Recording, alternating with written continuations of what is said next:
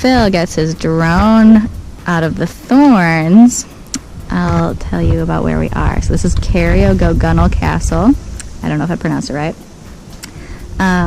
But it is a castle that was built in the mid-15th century.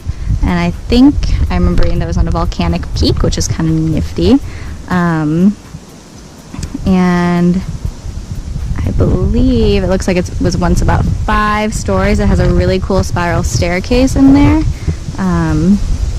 And then there is an adjoining tower. I don't know if that's over there somewhere. There was some kind of something, or if this is the adjoining tower. It's hard to tell. And so this land had been granted by King John to this dude with the last name O'Brien in 1209. And it was an important castle for the O'Briens for a very long time. So the reason why it looks like this is because it was destroyed in 1691 in a siege of Limerick. We're in Limerick County. And even though the people who were here at the time surrendered, they didn't even like put up a fight.